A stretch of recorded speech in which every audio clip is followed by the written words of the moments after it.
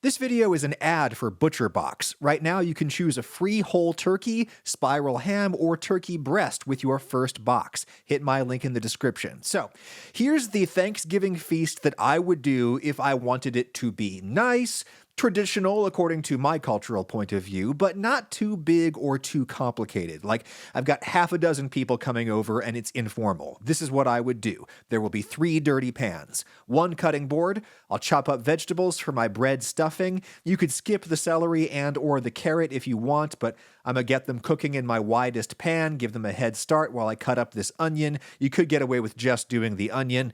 In it goes, and I will cook these down for a few minutes until they seem almost soft enough to eat, most of the way cooked.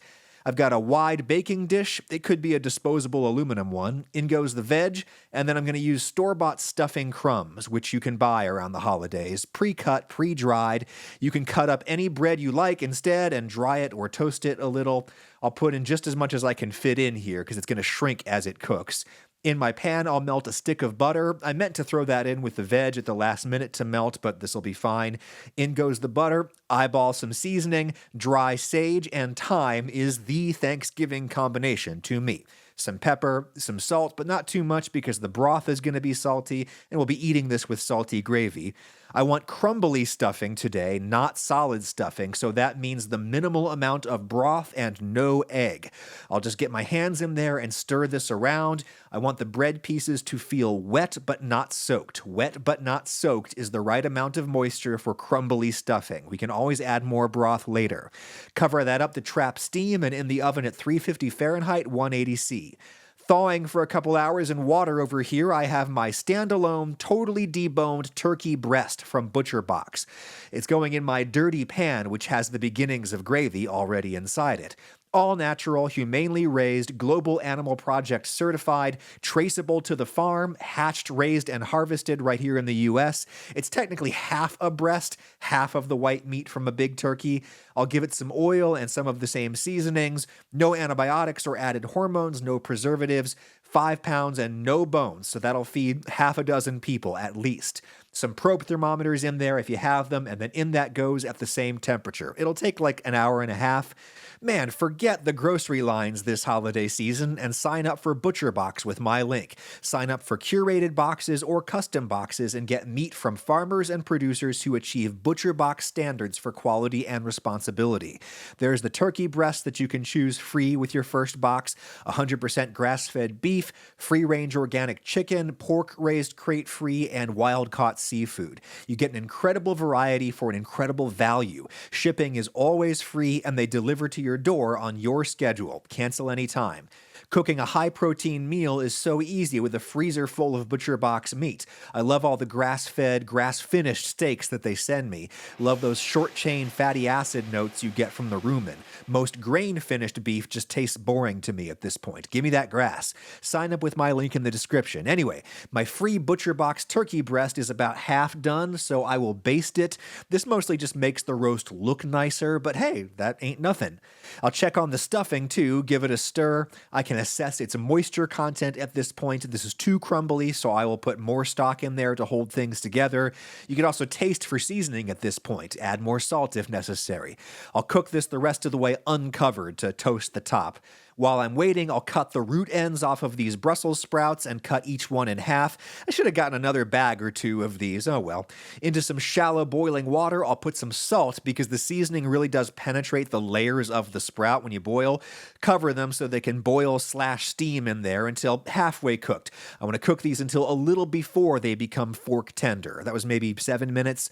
I will drain the sprouts and then shock them with cold tap water to stop their cooking, stop them from turning color. Yes, you can shock veggies right in the hot pan you were already using. You might just need to change the water a couple times to get all of that heat out. Then I'll leave these submerged in cool water right until I need them. That keeps them fresh. If you need to play it really safe, you can cook the breast to 165 Fahrenheit, 74 C. I'm gonna pull mine a little before then and take the risk that carryover cooking and resting will kill any remaining pathogens. So easy to cook turkey when it's just the white meat. It all cooks in the same same time. Into this rendered fat, I will whisk as much flour as I can get in there to make some roux. If I want more roux and therefore more gravy, I can throw in some extra fat like this butter and more flour to make a paste. Let it toast for a minute to get some dark color, and then we can gradually whisk in stock, both to deglaze the pan and to create the gravy. You do a little at a time so that you're not sloshing around in there as you're trying to break up the lumps and scrape the bottom of the pan clean with the whisk. Get the thickness you want, but remember that it's going to thicken some more as it cools to eating temperature. For a quick, low-effort gravy, I really like using one of these new umami seasoning blends. Lots of dry mushrooms, dry alliums, and other seasonings in there. Plenty of flavor. The only downside, as with most seasoning blends, is that it's salty, so you can't control the amount of salt. That's why I used low-sodium broth in this gravy to preserve my options for this moment. Okay, I'll drain my sprouts for the last time real thoroughly, then turn on the heat with no oil or anything just to let some of that water evaporate. Then I'll melt in some butter and season. At this point, you could roast these the rest of the way in the oven or finish them right here. I'm just going to let them brown on one side right there in the pan. Pull my stuffing out so I can let it cool down and solidify a bit. Give the sprouts a shake. A pinch of sugar at the end makes them taste better and no one will know. Taste for tenderness and seasoning and those are ready. You always want to do your fresh veg at the very end to keep it fresh. All these other elements you can reheat without degrading them very much. If the gravy gets too cool and thick in its boat, you just microwave it in there. The roast you can throw back in the oven for a few minutes before you carve it. You know, when I tested this recipe before, I used this beautiful pork loin roast that ButcherBox also sent me. I gotta say, if you're looking for a change of pace from turkey, do the exact same recipe with a pork loin. It cooks faster and it's even easier to carve. This pork was, of course, raised crate-free because ButcherBox is a certified B Corp, public benefit. They meet the highest standards of social and environmental impact. Remember, with your first box, you can get this 5-pound turkey breast for free. Just use my link in the description. It's well rested, ready to carve, and really quite easy to carve too because it's totally boneless. Outer slices may be a bit dry, but that's what gravy is for. Inside, you can see how juicy this is. It is hard to cook turkey so perfectly when you got to worry about the dark meat too, which generally needs higher temperature. But if you need a whole turkey this year, you can choose that as your free gift.